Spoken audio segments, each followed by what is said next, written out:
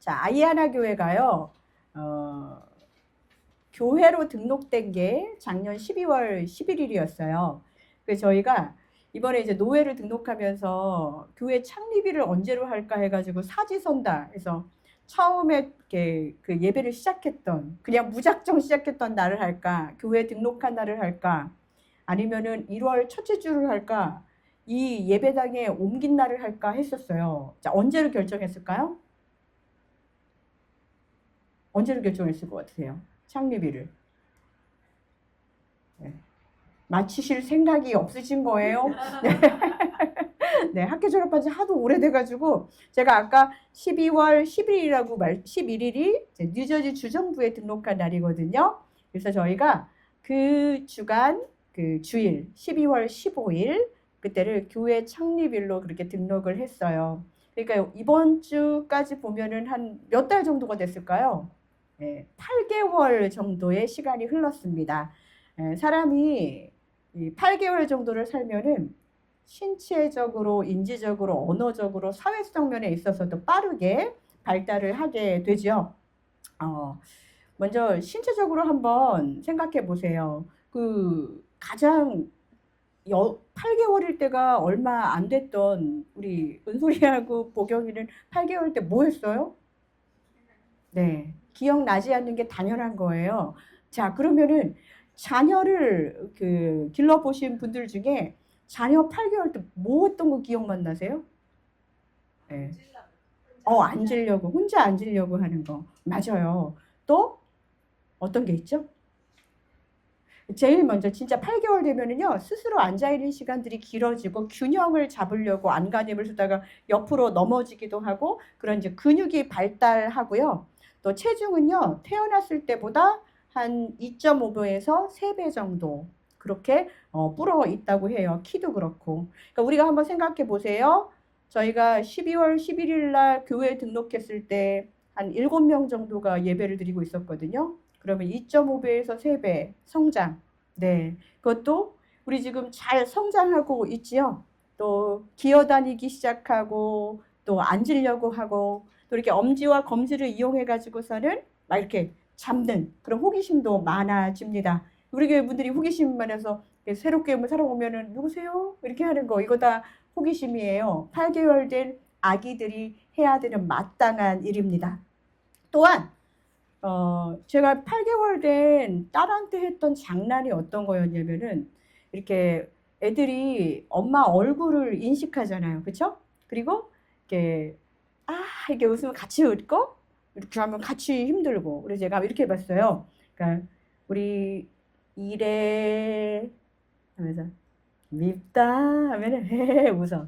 이래 이쁘다! 그럼 막 울어요. 그러니까, 말귀를 알아듣는 게 아니라, 표정을 보면서 낯선 사람도 구분하고 이제 조금씩 불안해하고 떨어지는 것을 그러면서 그냥 울어버리는 그런 것들.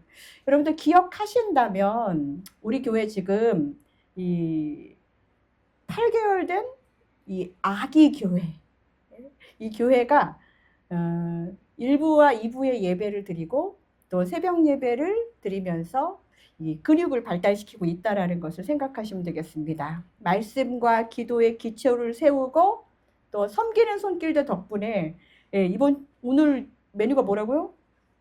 카레. 네, 주일마다 맛있는 음식과 다가와 식사를 할 수 있는 성도의 교제로 이어지고 있습니다. 여러분, 이렇게 우리는요, 진정한 성장에 대해서 오늘 좀 생각해 보는 시간이 되어야 되는데요. 아기가요, 물건을 이렇게 떨어뜨리잖아요? 그러면은 가만히 있으면 8개월 된 아기라고, 정상적인 아기라고 볼 수 없어요. 왜냐면은 눈에 내가 봤던 게 안 보이면 우는 게 정상이거나 찾으려고 하는 것이 정상입니다. 이게 8개월만 돼도 눈에 보이지 않는다고 해서 그게 없다고 생각하지 않는 그런 인지 기능을 갖게 되는 거예요. 이게 무슨 말이에요? 눈에 보이지 않지만 반드시 존재하는 것이 있다는 것. 그것을 8개월만 돼도 아는 거예요. 자, 우리 아야나 교회 지금 8개월 됐습니다. 눈에 보이지 않는 그런 일들 중에, 믿음의 일들 중에 눈으로 지금 보지 못한다고 해서 그것이 일어나지 않을 거라고 의심하거나 실망하거나 하는 모든 것들이 사실은 미숙한 8개월만 또 못한 아이가 갖는 그런 미숙함이라는 것을 알아야 되죠. 성도 여러분, 우리가 정말 이 옹알이 하는 공동체이지만 그러나 하나님이 안 계시면, 하나님이 보이지 않으면, 하나님이 느껴지지 않으면 불안해해야 돼요.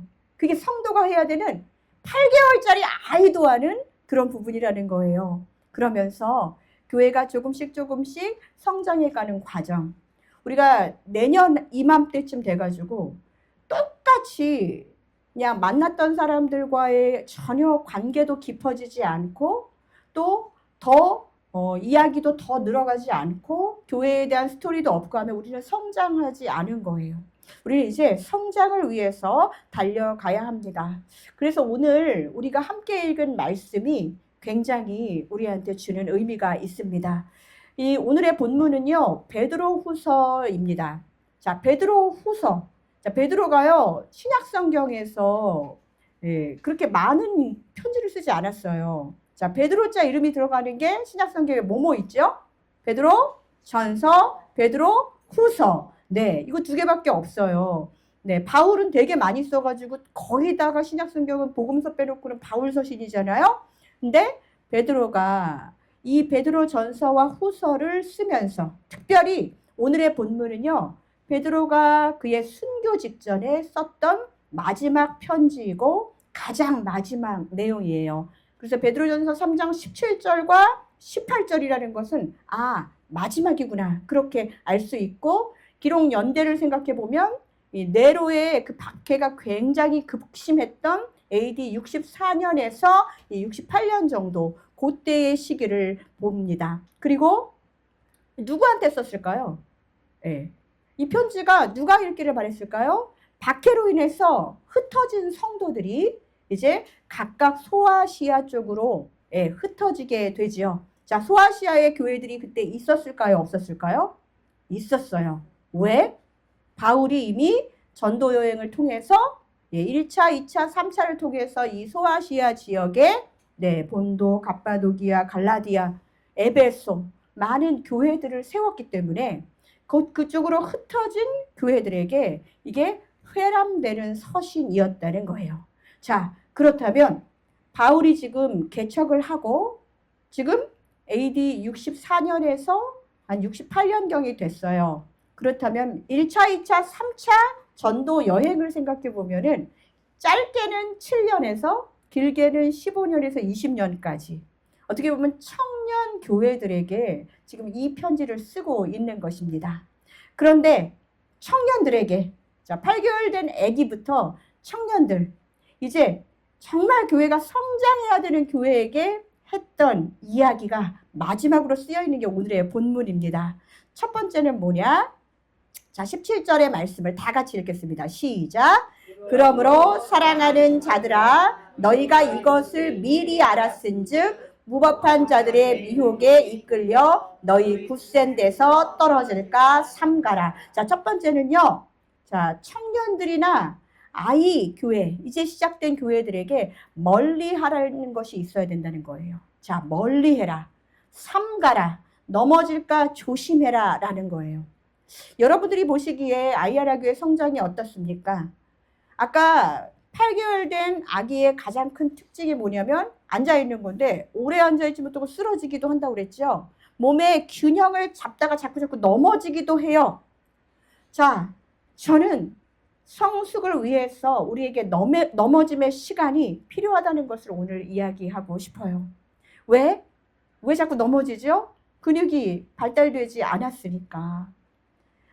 시작되는 교회들에게는 아직은 그렇게 깊은 잔근육들, 이렇게 파라밀 남자들 나오는 전완근 이런 거 아직 없습니다. 그냥 기본적으로 앉아있기도 급급한 그런 너무나도 프레시한 그런 근육들이 자라고 있는 거죠. 그래서 사실은 우리는 넘어짐의 경험을 좀 많이 해야 돼요. 저도 그렇고.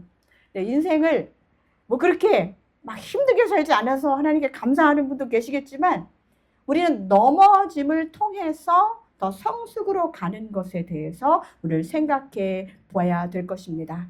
저는 교회 시작과 함께 넘어지는 경험들을 매 순간 해요. 저처럼 어설프고 못난 이 어미도 아기가 귀여우는 모습을 보면 자 이리 와 이리 와 했을 때 아이가 이렇게 귀여우거나 막 걸으려고 했을 때 엄마들이 똑같이 하는 게 있어요. 뭐죠? 이러고 있어요. 팔짱 끼고? 그러고 있지 않죠?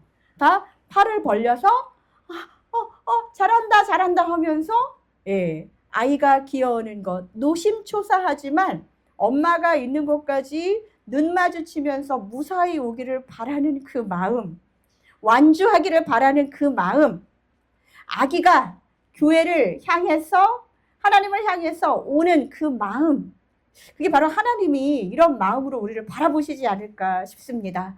성도 여러분, 우리는 지금 정말 엄마에게 달려가는, 아니 기어가는 아이처럼 하나님을 바라보면서 지금 뒤뚱뒤뚱 절뚝절뚝이라도 막 이렇게 달려가서 그분을 만나고 싶고 만지고 싶고 안기고 싶은 그런 갈망이 우리 안에 있습니까? 우리가 무엇을 멀리해야 되는지 여러분들 솔직하게 말씀드리면 여러분이 가까이 하고 싶어하는 그것을 멀리하면 돼요. 우리에게 있어서 유혹의 순간들이 너무 많아요. 우리 에스겔을 통해서 계속 지금 회개하라 우상을 버리려는데 뭐가 우상인지 모르겠어요? 내가 가장 좋아하는 거, 하나님을 향해서 가는 시선이 흐트러지는 모든 것이 우상이라고 한다면 내 죄된 본성이 좋아하는 것, 제가 하나하나 일일이 열거하지 않아도 여러분들이 이미 더 잘 아실 거예요. 하나님과 함께하는 그 모든 것들 정말 여러분에게 귀한 것인지. 베드로 사도가 이 편지를 썼을 때 초대교회가 직면한 그 미혹하던 이 무법자들이 있었어요. 우리 그리스도인들이 멀리해야 될 것이 그 당시에도 지금도 거의 비슷해요. 뭐였냐면 첫 번째는 세속주의적인 조롱이었어요. 뭐야, 예수님 오신다더니 니네 기다리면서 그렇게 믿음 지키고 있어봤자 아무것도 아니야. 가서 돈 벌어. 가서 네가 진짜 해야 될 거 해. 이 땅을 즐겨. 이 세상을 즐겨. 그 때문에 우리가 자꾸자꾸 들려오는 소리들 때문에 윤리적으로 타협하고 타협이 타락으로 가는 그런 일들이 생기게 되지요. 여기 이제 첫 대학 생활을 시작하는 우리 대학생들 여기 있습니다. 또 새로운 학교로 이제 백투스쿨하는 우리의 자녀들이 있습니다. 또 여러분들도 새로운 인생의 학교에서 시작해야 되는 모든 시간 가운데 사람들이 이야기하는 거예요. 꼭 그렇게까지 할 필요가 있을까? 내가 보니까 하나님은 그렇게 안 믿어도 다 하나님이 알아서 한다는데 세속주의적인 그런 조롱 속에서 우리는 자꾸자꾸 타협을 하고 내가 지금 잘못되고 있는 걸까라는 생각을 하고 있습니다. 그러나 믿음의 생활은 그런 게 아니라는 거예요. 자꾸자꾸 타협하고 하면 할수록 사단은 우리에게 잘했어. 이번에는 진리와 타협했기 때문에 이번에는 그럼 한번 정직과 타협해 볼까? 거짓말하게 돼요. 이번에는 우리가 가지고 있는 윤리성과 한번 좀 타협해 볼까? 아이고 거짓말도 잘하고 아이고 속이는 것도 잘하고 이제는 이것만 잘하면 아주 그냥 사회 백단 되겠어? 하면서 우리가 자꾸자꾸 세상의 시선들과 소리들은 자꾸 진리 안에서 있는 것을 방해하게 합니다. 그럼 여러분 그렇게 하다가 우리 그냥 넘어지고 마는 거예요. 멀리 해라, 삼가라, 넘어질까 조심해라 하는 사도 베드로의 마지막 이 권면은 그가 그동안 많이 넘어져 봤기 때문입니다. 베드로가 어떤 넘어짐을 경험했나요? 저는 좀 주님을 사랑합니다. 막 해놓고 주는 그리스도시여 살아계신 하나님의 아들이라고 막 얘기해놓고 그 다음에 뭐 했어요? 네, 다른 사람 다 배반해도 저는 주님을 부인하지 않겠습니다. 막 그랬잖아요. 그랬는데 결국 그가 했던 것은 부인하고 모른다고 했고 몇 번이나? 3번이나. 네, 그 이후에도 시몬아 나를 사랑하느냐 부활하신 예수 그리스도께서 나타나셔서 이야기했지만 나중에 그 캐서릭 전승의 외경 베드로 그 행전을 보면은 로마에서도 핍박이 너무 심해서 다시 불타는 로마를 뒤로하고 오는데 예수 그리스도를 만나서 그때 유명한 이야기 나오죠. 쿠오바디스, 주여 어디로 가시나이까 했을 때 나는 네가 도망 나오고 버린 다시 로마로 들어간다. 예수님이 말씀하셨던 그 모든 일들, 그의 삶은 업 앤 다운, 업 앤 다운, 계속 넘어질까 조심했지만 넘어지고 계속적으로 그런 시간이었습니다. 그렇기 때문에 베드로가 이 땅의 그리스도인들에게, 지금 흩어져 있는 그리스도인들에게 하고 싶은 말이 뭐냐면, 다른 것보다 일단 넘어질까 조심해야 돼. 여러분 조심하십시오. 멀리 해야 될 것들 조심하십시오. 이 시대의 시대적 유혹과 또 성도 안에 문제, 안팎의 문제가 자꾸자꾸 우리를 넘어지게 하는 거예요. 여러분, 내 안에는 넘어뜨리는 문제 없습니까? 여러분 안에 가장 넘어지기 쉬운 문제가 뭐냐면 나는 괜찮겠지예요. 나는 이 정도면 괜찮아 하는 거예요. 자, 그런데 나는 괜찮겠지 하고 스스로 서 있다고 생각하는 그 순간에 넘어질 수 있다는 거예요. 우리는 작은 실패에도 쉽게 좌절합니다. 주님의 은혜를 붙들지 않으면 금방 낙심이 오고 영적으로 게을러져요. 사랑하는 성도 여러분, 우리는 정말 기도해야 할 일들이 너무나도 많습니다. 그런데 기도해야 되지 않을 이유가 이 땅에는 더 많이 우리에게 제공하고 있어요. 이런 시대적 유혹 속에서 이 8개월 된 이 걸음마를 아직도 하지 못하고 있는 이 교회 공동체가 배워야 할 것들, 미리 알고 기도해야 할 것들이 무엇이냐? 조심해라. 사람 중심의 교회 조심해라. 분열과 비교하는 거 조심해라. 이거 열심히 하면 하나님이 복 주실 거야 하면서 무조건 하는 기복신앙 조심해라.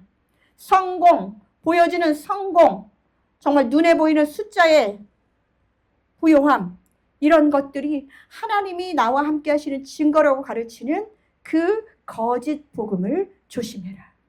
십자가 없이 아무런 희생과 헌신 없이 값싼 은혜를 붙들려고 하는 그 마음을 조심해라. 사랑하는 성도 여러분, 최소의 노력으로 최대의 효과를 드리려고 하는 정말 그런 우리의 마음, 헌신 없는 성장을 기대하고 있는 그것을 조심해라.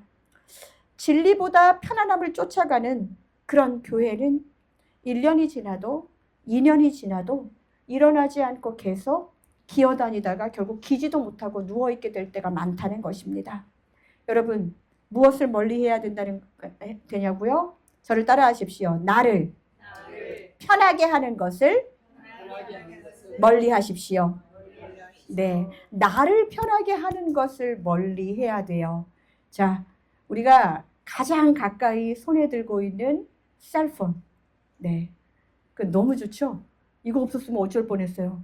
태초부터 하나님이 우리 손바닥에 아예 붙여주신 것처럼 거의 떼지 않고, 네, 저희 어머니 병원에 입원해 계시는데도 이쪽 움직이지 말라니까 이쪽으로 얼마나 셀폰 막 그 충전을 강조하시는지 몰라요. 이거 없으면 어쩔 뻔했어. 분명 셀폰을 통해서 복음이 들리는 경우도 있지만 대부분은 뭐예요? 내가 하나님과 함께 교통하는 모든 시간들이 이것 때문에 차단되는 경우가 진짜 많습니다. 여러분, 웬만하면 여러분 인생에서 하루에 단 얼마라도 내 셀폰을 멀리하는 시간을 확보하십시오. 이번 한 주간 동안 한번 그것을 여러분의 그 목표로 한번 하셨으면 좋겠어요. 나의 잠자는 시간 외에 한 1시간 정도는 셀폰을 없는 상태에서 내가 하나님과 함께 교제해 보리라. 지금 이 교회는 작아가지고 여러분들이 뭐 하시는지가 다 보여요. 그러니까 여러분들이 양심상 셀폰을 보는 분이 별로 없는 것 같은데요. 예전에 큰 교회에서는 계속, 그래서 액정이 다 시커먼색이에요. 그 옆에 있는 사람 못 보라고. 그 계속 하나님도 예배도 드렸다가 또 찬양도 했다가 셀폰도 봤다가 이것을 계속 반복합니다. 셀폰이 막으라는 얘기가 아니에요. 우리의 그 마음 속에 이 정도는 괜찮지 하면서 하나님 앞에 나아가지 못하는 그것이 우리에게 정말 하나님 앞에 계속적으로 이 컴프로마이즈 하는 거, 타협하는 거라는 것이지요. 자, 멀리 하십시오. 여러분 제일 좋아하는 거 멀리 하시기를 부탁드립니다. 자, 두 번째입니다. 같이 읽을까요? 자라가라. 시작. 자라가라. 자, 첫 번째는 멀리 하라예요. 근데 두 번째는 자라가라입니다. 어떻게 베드로 사도가 우리에게 마지막으로 해줬던 것? 자, 18절 같이 한번 좀 읽을까요? 시작. 오직 우리 주 곧 구주 예수 그리스도의 은혜와 저를 아는 지식에서 자라가라. 사실 이거는 우리가 암송하셔야 돼요. 우리 한번 3번 정도 같이 한번 읽어봤으면 좋겠습니다. 시작. 오직 우리 주 곧 구주 예수 그리스도의 은혜와 저를 아는 지식에서 자라가라. 네, 뭐 안에서 자라라고 두 가지 여기 지금 나오죠. 중요한 단어 은혜와 지식이에요. 자, 예수 그리스도의 은혜와 예수 그리스도를 아는 지식에서 자라가라고 이야기하고 있습니다. 저는 이 말씀을 참 좋아합니다. 베드로가 얼마나 많이 넘어지고 그 넘어짐을 통해서 자라갔는지를 보여주는 본문이지요. 자, 오늘 이 말씀 마태복음 26장 35절에 베드로가 이르되 내가 주와 함께 죽을지언정 주를 부인하지 않겠나이다 하고 모든 제자도 그와 같이 말하니라. 베드로뿐이 아니라 예수와 함께 있던 모든 제자도 주님을 부인하지 않는다고 했지만 십자가에 예수 그리스도 보고 다 도망갔어요. 아니 그 전에 도망갔어요. 끝까지 함께 하겠다고 칼로 다른 대적하는 사람 기도 배웠고 그랬지만 도망갔어요. 퍼포먼스는 많았지만 결국은 도망갔어요. 여러분 우리는 베드로를 욕할 수 없어요. 왜냐? 베드로도 목숨의 위기, 안전하지 않다는 그것 때문에 자기가 믿는 것을 부인할 수밖에 없었던 그런 시간들이 왔다는 거예요. 불타는 로마를 보면서 나도 죽을까봐 빠져나오는 거 그거 너무 당연하잖아요.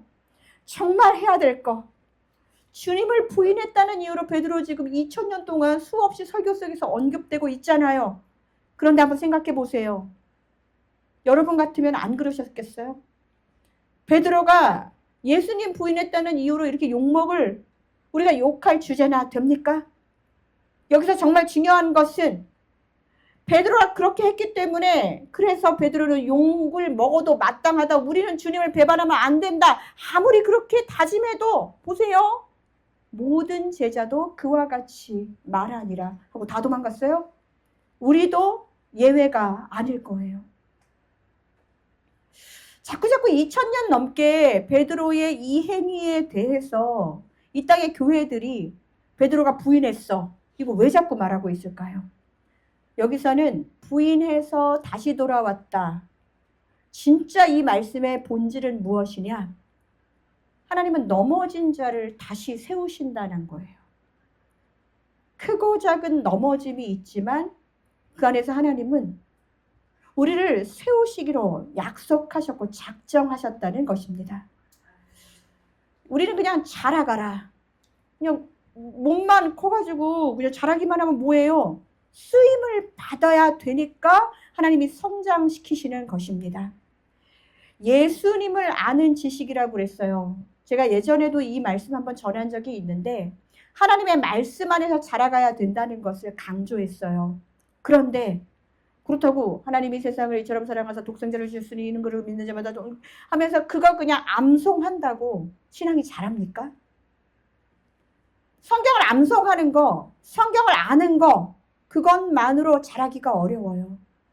넘어짐과 여러 가지 삶 속의 경험 속에서 말씀과 부딪히면서 내가 내 삶의 주도권이 나에게 있지 않다는 것을 인식하는 데서 성장이 오는 거예요. 아, 내 힘으로 할 수 있는 게 하나도 없구나. 개척교회를 하다 보면 더 그렇습니다.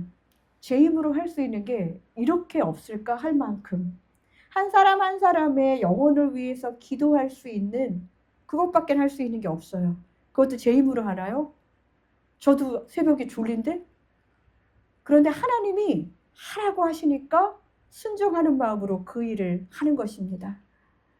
베드로에게 정말 우리가 배워야 할 것은 무엇이냐? 하나님이 넘어짐을 통해서 3번이고 10번이고 100번이고 부인했던 베드로에게 넘어짐을 통해서 그를 다시 일으켰던 그 지점을 기억하라는 것입니다.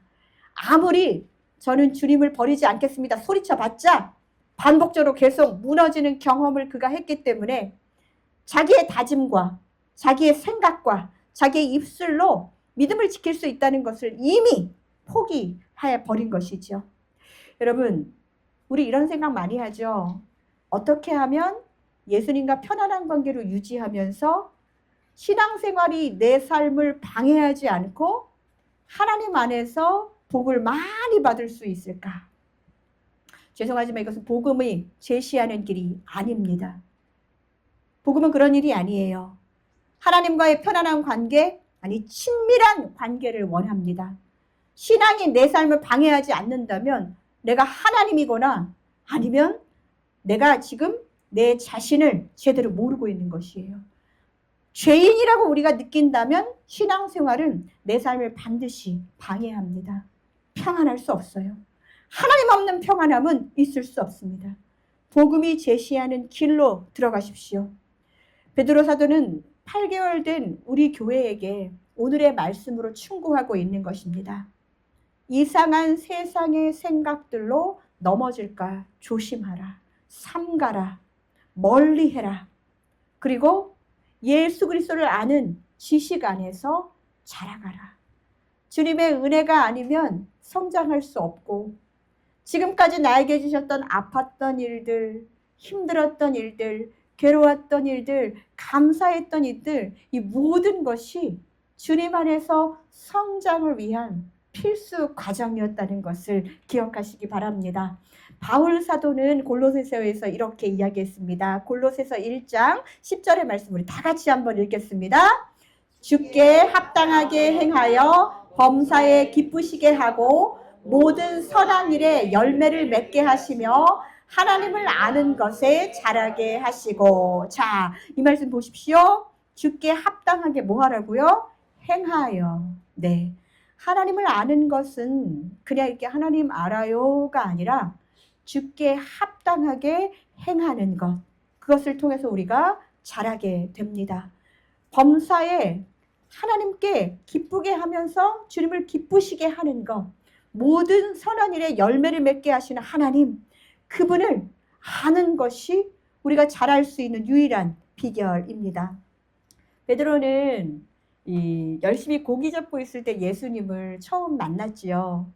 또 바울은 인생에서 가장 열심히 예수 믿는 사람 핍박하고 있을 때 주님을 아주 극적으로 만나게 되었습니다.